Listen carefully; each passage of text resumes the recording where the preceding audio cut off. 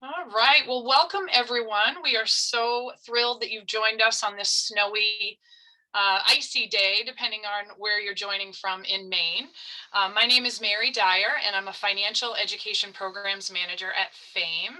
And I'm really thrilled that you've joined us. We're going to be presenting 6 steps to create, and it's creating really is probably more appropriate, a spending plan to help you achieve your financial goals. And this webinar is actually part of a series of webinars that FAME offers as part of our financial check-in series. And so on the first Friday of every month at noon, we offer a different webinar topic to help support you in strengthening your financial wellness. And we host everything from, planning or setting up a college savings plan or strategy, student loan repayment focused webinars, just a whole variety of topics that we offer as part of this series. And this month, we really felt like it was a great time to sort of refocus around, budgeting. We like to call it a spending plan. It sounds a little more fun than a budget. And so we really thought at the beginning of the year, it'd be a great time to refocus and to really focus on spending as an area where you can really, I think, tighten things up to then focus on some of those future financial goals. So we're really excited that you're able to join us. I want to introduce, also with us today is Allison Bishop. Allison is a CPA and an independent financial coach. She offers financial coaching to individuals and to employees through employer financial wellness programs. And so we have been at FAME working with Allison. This is actually our 4th year.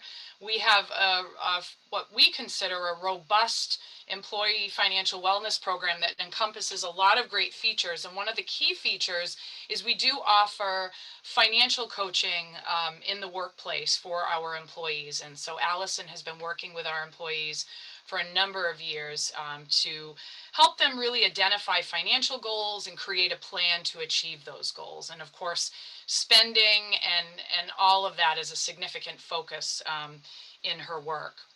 I also want to introduce, and you can't see her, but she is with us and will be monitoring the chat and sharing links throughout the presentation. Sarah Newcomb is our very new financial education program specialist at FAME. She just joined us in January. And so again, she'll be monitoring the chat. As I mentioned at the beginning, we can't see you or hear you, but we do want to interact with you and we do want to give you an opportunity to ask questions and provide feedback. And so we want you to use the chat for that purpose. We'll be pausing throughout the presentation to check in with you. And as I said, Sarah will be adding special links and resources that correspond with each slide. As I mentioned earlier on, we will record this webinar. We're recording it right now, and the slide deck and a recording of the webinar will be made available to you. So don't feel like you have to take notes. We will include the links as well in that email. So, hopefully you'll be able to really focus on the webinar and not worry about jotting down everything that you're seeing on the slides, because we will share that with you. So real quickly before we kick off, just as a refresher, I know in looking at most of the names that have joined us, you are familiar with FAME. But for those of you who are new to FAME, we are a quasi-independent state agency, and our whole focus is to provide financial solutions to help Maine people achieve their business and higher education goals. I work as part of the College Access and Financial Education team, and that team is very focused on supporting Maine families and consumers in planning, paying, and saving for higher education, with a significant focus on affordability and college affordability. So if you're not familiar with our team and you haven't had a chance to look at the resources that we have available, feel free to contact me and I can connect you with what really is a wonderful wealth of resources and tools that we make available to you and to your employees. So if you're joining us as an employer, just be aware that we do have a series of employee-based financial wellness resources and tools to support you as an employer as well. And also I want to just real briefly, I mentioned earlier, Allison is a CPA and a financial coach. She's been doing financial coaching for the past 6 years. What sort of created that approach and that one-on-one individual coaching is obviously there's a critical need for independent, unbiased financial advice that's needed. That one-on-one approach is critical in helping individuals achieve those goals. So as I mentioned, she is working both with individuals one-on-one, but then working with individuals through the employer in an employer-based program. So later on in the presentation, I do share Allison's contact information. So if you're interested in reaching out to her, certainly we will make her available to you as well. So what we're focusing on today, we're going to really get back to basics. And so we're really going to be focusing on, the 6 steps to ensuring that you have a spending plan and a strategy that will help you to achieve your financial goals. You've likely heard the phrase that it's not about what you earn, it's about what you spend. And we think that that's a really critical piece in order to find ways to contribute to those future financial goals, whether it's saving, reducing debt, increasing contributions into retirement or various types of saving. Getting a handle on your spending and really understanding your spending is a critical part.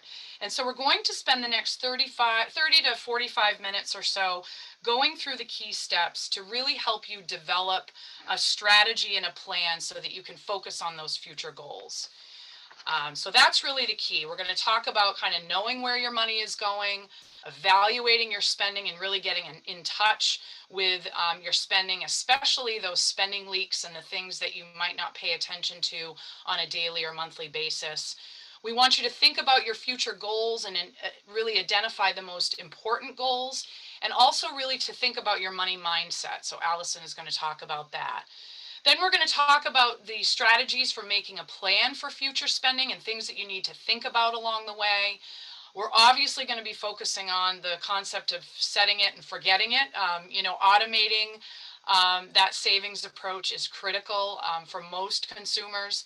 And then we'll touch briefly on the importance of reviewing your plan, reviewing your spending, kind of hitting the reset button if you need to when things change, and staying motivated to keep things moving along.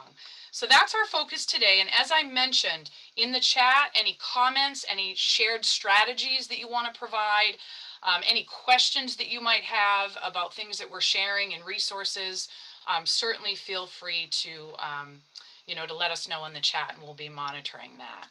So with that, I'm going to turn it over to Allison, and she's going to kick us off with step 1. Yes, thank you. So the first thing that, in order to come up with a spending plan, because this is the kind of thing I literally talk about this on a daily basis. You have to know where your money is going. Because when I first started financial coaching, I was like, I'm not going to make anyone, track their expenses because it stinks. Nobody wants to do that. A few people love doing it, but 90% of people don't want to do it. It's terrible. But I realized so quickly, like, you can't possibly make intelligent decisions about where your money should be going if you don't know where it's going today. So what we're trying to do is just say, okay, at my current lifestyle, right? Like, this is how many times I go out to eat. This is, what I spend on gas. Like, even this is the temperature. Like, I like to keep my house at. This current lifestyle I live at, this is where all my money is going. So what I have people do is go back, like it says on here, 3 to 4 months of bank statements. I mean, I would love people to go back to a year, but if that feels too overwhelming and it means you're not going to do it, 3 or 4 months of bank statements, it's like a tangible, manageable goal. I mean, your bank may already have tools, right? Like some banks have tools that it will analyze your spending for you. So you don't even really have to do that much. You just have to log in and generate it. But if it doesn't, or you don't trust it, to categorize things correctly, maybe print out 3 or 4 months of bank statements and say, okay, where did every dollar for this period go? And just make a list. It can be in Excel, it can be on paper. But for this time period, this is how I chose to spend my money. And so what we're trying to do here is just get a handle on where your money goes in reality, and then figure out any leaks. And so the leak I see the most often is going out to eat. And it's a lot of times things like takeout after the kids, sport practices. It's sometimes like some families are like, oh, we go to Starbucks every weekend and get a treat for everybody. It's that kind of thing. It can be, if you are an avid concert goer, it can be, um, it's usually the fun stuff. But I will say even things like groceries. Like I know I go to the grocery store probably 2 to 3 times a week, and I am not keeping a mental tally of what I'm spending. And so just getting a handle, like if I wasn't tracking my expenses, I couldn't even begin to tell you how much I spent at the grocery store because sometimes it's $25 and sometimes it's literally $300. So it's not even like, oh, on average, I go this many times and this is what I spend. Like there's no rhyme or reason. So, figuring out where everything is going. And then if you're doing this for a shorter period of time, like 3 or 4 months, thinking about it through the lens of like, are some of these expenses seasonal or am I not capturing seasonal expenses? So if I were to do this right now and you looked at what I spent November, December, January, you would think, wow, she spends a lot of money on gifts. But of course, that's just the nature of the time period. So looking at it through the lens of, okay, over the course of the year, what am I spending on gifts? And I know the other example on here is utilities, because at least in my house, my utilities cost in the summer is maybe at most a quarter of what it is in the winter. So that's why I like people to look at it for a longer period of time. But at least, even if you don't choose to do so, thinking about it, to me, what the goal is to come up with like a perfectly average month. To say, okay, what do I spend in a year? What's 1/12 of that? And so things like annual expenses or just things that pop up once or twice a year. So it might be your car insurance, it might be the registration for your car, or maybe you have other things like summer camps, that are only going to come up at a particular time of year. So looking at it through that lens of like, um, what would a perfectly average month look like? And then kind of review it and like I'm saying, like adjust it to better reflect um, the average for the year. So, okay, I think we can move on to the next slide. So then once you have it and you feel comfortable that it's, a relatively reasonable representation of your actual spending. So then you review it, um, and that's why the first question on here is, are there any surprises? Because almost always, unless you are very frugal and super hyper aware of where your money is going, usually there are surprises. Um, and it can be anything. Like I know I said before, eating out, usually that's the number one thing, especially for like families with kids. It's almost always twice what they thought it was going to be. Um, but I have seen people who have had that experience with wine. Last week, I had a couple who were very surprised by what they were spending on wine. But I was talking to a financial advisor who's always super put together. She looks gorgeous all the time, like full makeup at 8 a.m. And she said to me once, when I realized how much I was spending on doing my nails, getting my nails done, I've never gotten my nails done again. So um, just looking at that and seeing if anything does surprise you. And then some of these categories, like the next bullet, are sometimes black holes. Like Amazon is not a category. Amazon could be a Christmas, like a card for your niece, or it could be paper towels, or it could be a new computer. It could be anything. So if that is the kind of, in Target, I know we all have the experience of like, I go in for 3 things and I come out $250 poorer.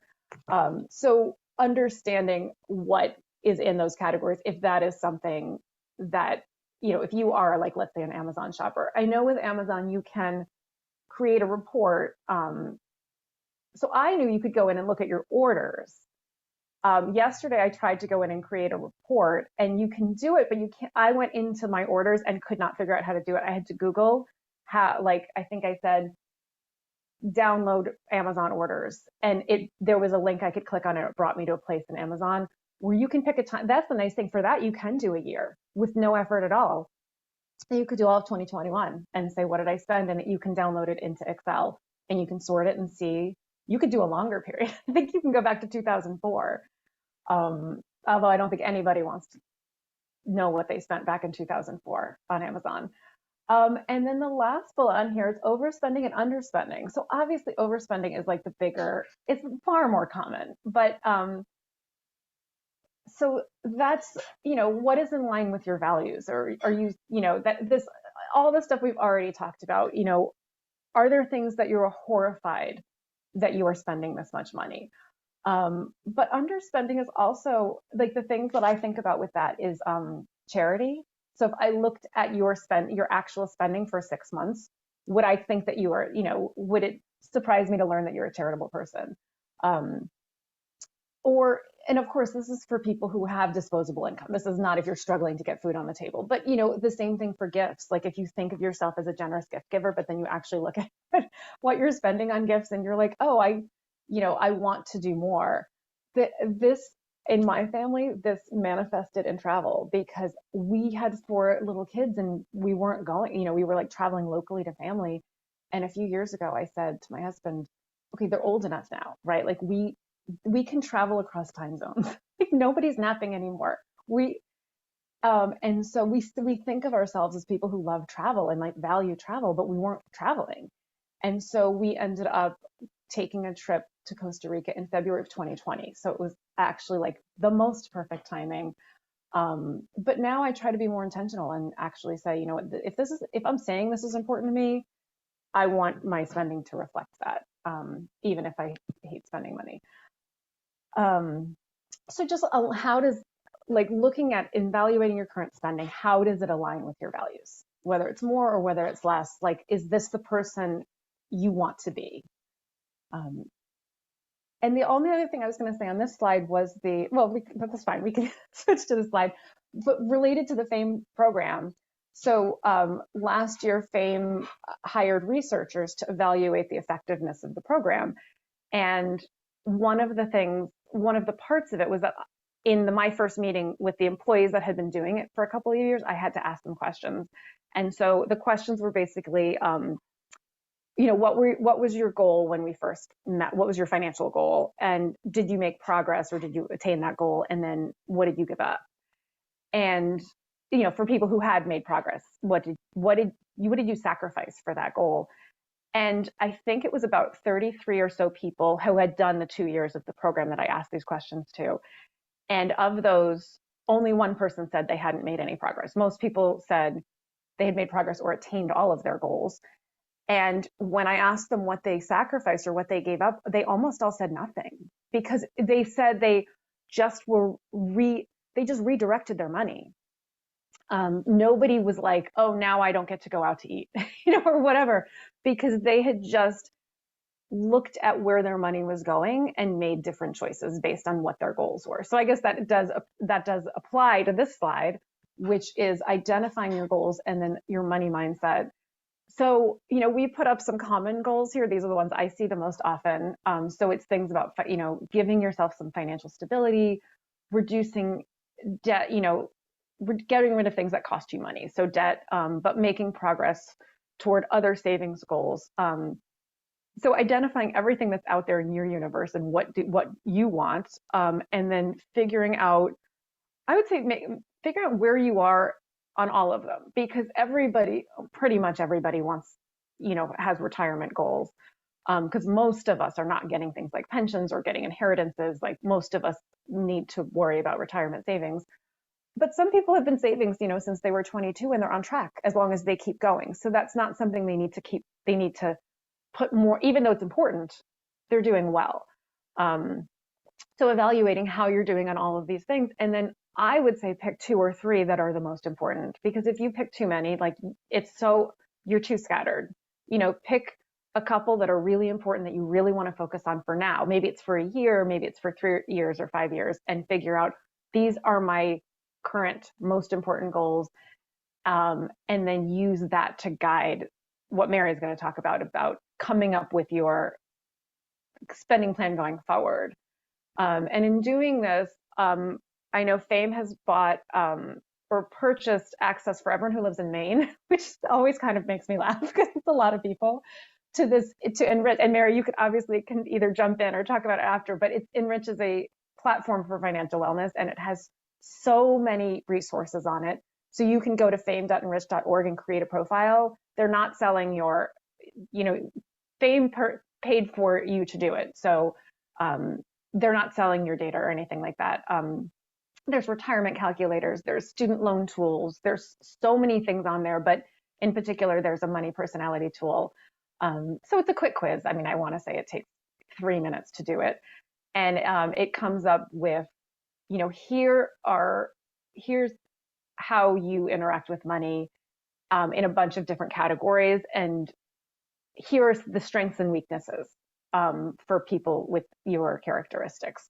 So it's just a way to help you be more self-aware so that you're not sabotaging all your progress that you're trying to make through this process. And then kind of along the same lines of being self-aware is consider who you are surrounding yourself with and who has a an influence on your financial life. So of course, you know, our spouses do, and often other family members might have an influence, but also, you know, who our friends and our neighbors, you know, who's in our world and what kind of messages are we getting? Because once you identify that, you can decide like that, yeah, this is a person I want to listen to. This is like a smart person who I want to be more like them. Or you can decide, oh, like this person, you know, the choices they're making are not the choices I want to make. So I'm not going to do this whole keep up with them because I just don't, you know, I don't trust that the choices they're making are the best for me. I think that's it. So Mary, you are going to do the rest of the slides. Yeah, I'm going to pause here Oh, real yes. quick and just see if there are any questions. I know Sarah's been adding a ton of resources in the chat, and she did include a link to the money personality tool in Enrich, and we encourage you to try that. I'm just scanning through. I don't see any questions. No. And Sarah, you said you were putting my website, but it's not my website. You didn't. Oh, the AllisonBishop.com. Did I? Oh, I don't. Oh, you know what? Maybe that was I lost my internet real quickly right before I presented, and so Oh, okay. I think Great. I just don't see it on there. Okay, great. Yeah, it's there. You're there. And again, as I said at the end of the presentation, we also have Allison's contact information. So I don't see any questions right now, but again, feel free to add comments and questions in the chat. It helps us to know you're still with us, because as I said, we can't see or hear you. So anyway, we're going to now talk about making that plan. So I feel like everything that Allison has talked about, that's really kind of the hard part in terms of, you know, you've tracked your spending, you've evaluated your expenses, you've identified your spending leaks. You know, that's a really important part of the process. And I'll be honest, when I think about my weaknesses when it comes to finances, that's probably a significant one for me, is really setting aside the time, because this is not a quick process. It's not going to happen instantly or overnight. It takes time. And especially, you know, we all know what our monthly expenses are in terms of those monthly regular fixed expenses that we can't control. We know what those are: our rent or our mortgage, our insurance, our car payment, that sort of stuff, student loan payments. But I think where we get into trouble are those discretionary purchases and those spending leaks, as Allison referred to them as. So once you've done all of that, that's really the key part. And then to, you know, as Allison also mentioned, from there to really think about whether your spending is reflective of your priorities and your values. You know, is it really what you intended? What were the surprises? What things really were you not expecting? So, you know, you definitely want to look at that and really think about that. And so then from there, you know, you can really start to think about, okay, I've now come to realize that I'm spending a lot of money on takeout or meals out or, you know, entertainment, whatever that might be. Maybe it's a streaming service. Maybe you have too many streaming options, that sort of thing. At that point, you really want to think about what that is and consider diverting that spending to other priorities that are more in line with your financial goals.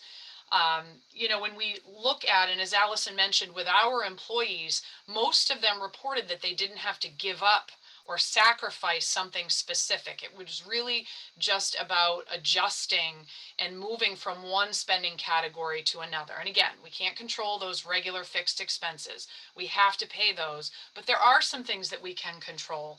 And things that were mentioned, Allison already mentioned meals out, entertainment, cable, internet, those kinds of things are where we can really make some gains.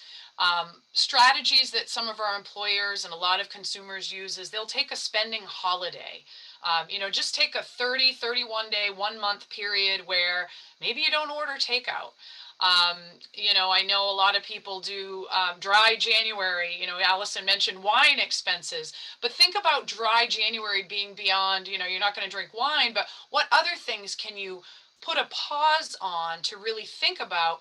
Do I need that every day? Can I save money by limiting whether it's coffee purchases, meals out, fast food, those really expensive gas station quick snacks and purchases, that kind of thing? Think about ways to take a spending holiday.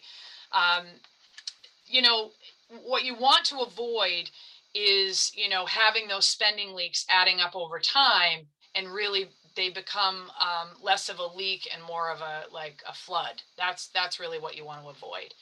The other thing you want to do as you're making a plan and you're really diverting and reconsidering if that's possible for you is to think about how your spending might change over the next few months or years. And again, this is an area that a lot of us struggle with because we evaluate and track our spending, we create a spending plan, and then we kind of just set it and forget it, which is not a good approach when it comes to this. Because for many of us, things change. Our circumstances change. Perhaps we will finish paying off a debt. So whether it's a student loan, a car payment, a credit card, will you be paying off a significant debt in the coming months? Or perhaps you no longer need daycare. You have children that are in daycare now who will be in kindergarten, and you won't have the same level of care needed for your children. Any of those kind of changes you need to factor in and really be intentional about that found money, what we refer to as found money. Where is that money going to go? I know that for many consumers, if a plan isn't made and you're not reprioritizing, that found money just sort of evaporates back into spending leaks. And you really don't want your found money, that new money, to then become a spending leak. So you really want to think about that. Also think about salary increases, any bonuses that you might have, tax refunds or tax credits. Think about how that additional increase may impact your spending and how you might want to rethink things and reevaluate. One of the things that Allison also recommended that she uses with a lot of her clients, and Sarah's going to put the link in the chat, is to use a debt calculator to evaluate the impact of making extra payments. So if part of your financial goal right now is to pay down debt, doing an evaluation of how increasing those payments or making extra payments can reduce the total amount of debt, the total amount of interest paid, seeing that in that calculator can be really powerful. So go through that and just make sure that, if you've got some found money, how might you be able to divert that? The other thing that you want to do is make sure that you're not giving up potential free money or benefits to making additional contributions. So for example, if you have an employer who will match your contributions into your retirement account, you want to make sure that you maximize that opportunity. We're not going to do any focus or deep dive into Maine's 529 college savings plan, but you want to be really aware of the matching grants that are available in that program and make sure you're maximizing those opportunities. Again, that's increasing that found money, if you will, and you definitely want to take advantage of that. And then from there, step 5, this is a really helpful one for me and for most consumers. And this is This is the good set it and forget it model. So unlike, you create a spending plan and you set it and forget it and you don't look back, not a good strategy. But in terms of setting up automatic contributions into your savings or automatic payments to get your bills paid and pay down on debt, that set it and forget it approach is really, really beneficial in terms of allowing you to reach your goals. So you want to automate any payments and savings contributions, um, as much as to the extent possible. Again, that set it and forget it approach, it creates a habit, and it is something that, especially with found money, you want to be sure that you're diverting that and you're contributing into that savings account without having to take additional action to do so. I know that I'm far more likely to make regular, habitual contributions into savings if it happens automatically than if the point at which I get paid, every 2 weeks, I have to go in and actually manually put money into a savings account. So setting up that direct deposit into savings or making your bill pay automatically is a really great strategy. The other thing is that you want to remember that it's not set in stone. So if you're contributing, for example, to a savings account, try to set aside as much as you possibly can up front, but know that you can make those adjustments, and you should make those adjustments as additional income is available. So all of those things that we talked about, if you've got some found money, you want to go in and make those adjustments. A great example of this for those of you who have high school age or, middle school age kids. One of my strategies is when I started working at Fame, my oldest son, who's now a senior in college, was in middle school. And it was very apparent to me when he was in middle school that I did not have a sufficient amount saved for college. And, it's very difficult for most people to save the full amount, but every little bit makes a difference. And so what I did when he was in middle school is I really maximized the amount of money that I was contributing to his college savings account. I put as much as my budget could possibly manage at that point, and I left it there. And even though it was difficult, what happened is I became accustomed to living without that monthly amount that was going into his college savings account. From there, once he was in college, what that resulted in is I had more in the college savings account, but that dollar amount, that monthly amount that I had been contributing, once he was in college, I diverted that into his college tuition payment plan. So I just became used to living without those resources and just adjusted to it and set the habit and established it. And so I think that's a really great strategy. Front load if you can and make adjustments and reduce the amount if you need to. That's a great approach. The other thing that we recommend, if you're making automatic contributions into a savings account, it's a good strategy to not have it be a savings account that is tied to your debit card, if at all possible. Even better, to have a savings account that's at another financial institution that you can't just easily transfer from that savings account into your checking account, to really have that be in a separate location where you don't have as easy access to it. So that's another thing that a lot of consumers find very helpful in terms of adding to that savings goal. And then again, you want to take advantage of any match savings opportunities through your employer, whether it's retirement or any match savings or grants that are available for college. So definitely take advantage of that. And we have a whole variety of resources and recorded webinars that are specific to Maine's College Savings 529 plan. Sarah's going to share a link to a webinar that we did that talked about balancing college savings and retirement savings and really balancing those two priorities, especially if you're trying to do it at the two at the same time. And so take a look at that if that's something that you might find useful in terms of your financial goals. All right.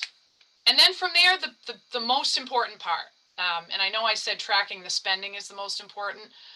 I think it is. So maybe we'll say this is the second most important, if not equal. And this is where you review and reset and keep it going. Again, as I mentioned, this is where I struggle. It's one thing to go through this whole activity, But you really need to reevaluate every 6 to 12 months to look at your spending and to make sure that it's still aligned with where you started. And this is why, working with Allison annually, we have employees who meet, our schedule is they meet with her for an hour at the beginning of the year with 2 30-minute follow-up sessions throughout the year. So it's a really great opportunity to reevaluate and to adjust if needed, especially in those cases where your income and your expenses have changed. So you definitely want to review and adjust periodically, taking into account all of those changes in income that we talked about. As Allison mentioned at the beginning, tracking your expenses for a longer period of time is a really good strategy, because especially for those seasonal expenses, if you're looking at your Amazon download, perhaps in the summer, it's not going to be reflective over that 3-month period than it would be in November, December, January. Utilities, those expenses that really can fluctuate throughout the year, you definitely want to take a longer look. And then if changes occur in your household that impacts the number of people in your household, so perhaps, in my case, I have a child that's graduating from college and he's moving out of my home in the summer, my expenses are going to change dramatically because I'm no longer going to be paying tuition on his behalf. But even the household expenses, as your household makeup changes, it's a really good idea to reevaluate and readjust and to do that review. The other thing that we strongly recommend, and this is really a step that probably should happen in that early phase of when you're creating your spending plan, and that is to complete an annual checkup of your fixed monthly expenses. And I will tell you, of all of the places where consumers can really save some money, it's in this process of reviewing those monthly fixed expenses to make sure you're getting the best deal. And you're going to want to look at everything in terms of your insurances, your interest rates on all of your loans, whether it's credit cards, your mortgage, other debts, your cable, your internet, all of those fixed monthly expenses. You're going to want to evaluate those at least annually to make sure you're getting the best deal. Because believe it or not, your cable company isn't going to call you on the phone and say, "Hey, Mary, did you know that you're paying twice as much for your cable or your internet than you should be paying?" They don't call you and tell you about that. Your insurance company, it's interesting, I'm not going to name any names, but I was with one particular insurance company forever. Because I'm a set it and forget it in all aspects, right? I pick a company, and then the hassle of switching, I just was finding that it was easier just to stick with it. But then I got smart and I started evaluating and doing my annual checkup on a regular basis. And I did a review of my insurances, and I'm someone who has my homeowner's insurance and my car insurance all bundled for those, discounts. And I ended up, after a review, saving close to $400 a month in the whole combined picture. What was interesting about it is the old insurance company that I left, they now actually do call me on a regular basis and say, "Hey, let's evaluate," even though I'm no longer with the company. I feel as though they're offering me more opportunity to negotiate, if you will, and adjust than they did for all the years that I was with them. So insurance is a big area where you can really cut your monthly expenses. At least it was for me. And I have now officially 2 teenage drivers that I'm paying for. So one teenage and one 21. But when it comes to insurance costs, it doesn't really matter. They're outrageously expensive. So make sure you go through that annual checkup. The other thing is February 1st was Unclaimed Property Day. So if you've not looked at the state of Maine through the Office of the Maine State Treasurer, there's an unclaimed property database, and I'm actually going to have Sarah put the link to that in the chat, even though I didn't include it in the links. I believe it's just maineunclaimedproperty.org, but Sarah, if you can confirm that and share it. Unclaimed property is money that is perhaps available to you that can come from a whole variety of things. It might be a bank account that you had years ago that was closed. It could be a tax refund that you never received. It could be an insurance payout. So, for example, I had a coworker a few years ago that we all did, searched our name in the unclaimed property database, and she had a $1,000 life insurance payment from her father who had passed away, years before. It was $1,000 of found money. I mean, that's real money. And yet this is a woman who lived in the same home for 20 years. So why they couldn't find her was a mystery to me. But check out the unclaimed property database, because most people, like if you were in a room with 20 consumers, probably half of them would have unclaimed property, and there's stats out there in terms of the number. But it's really important that you do that. Unclaimed property is a huge thing to check out. And again, just focusing on that found money by doing the checkup. A couple of helpful apps that Allison shared with me. I'd heard of Mint. So Mint is an app that you can link to your debit card, and it will categorize your spending and really help you to really create a spending plan and monitor your spending plan, which is, again, a really important piece of it. You can't just set it and then not monitor. The other one that she recommended that she said her clients and consumers just love is an app called You Need a Budget. It's YNAB is the acronym. I hadn't heard of that one, but Allison has indicated that it's really popular with a lot of the individuals that she works with. There's a 34-day, I believe, free service, and then you do have to pay a small amount. I think you said $7 a month, Allison, after that.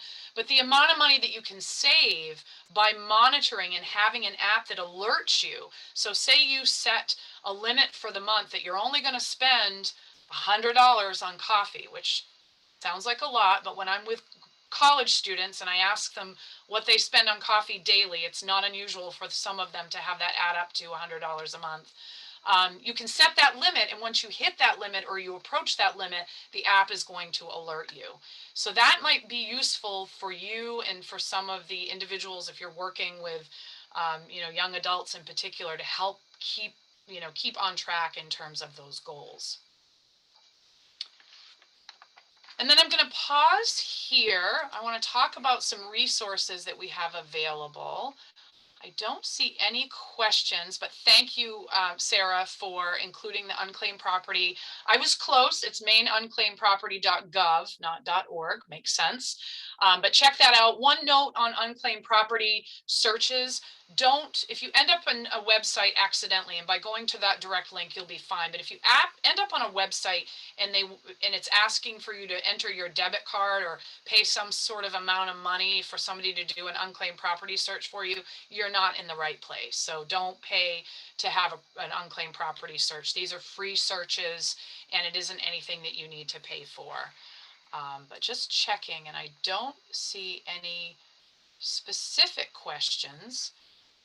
So just wanting And to the only thing I'll add, Mary, for that is check every state you've lived in. I've lived in 3 states, and I've never found any unclaimed property, but I have the dream that I will. Yeah. You want to check other states, and Every state has a database. Exactly. And you want to check also other names that you've had.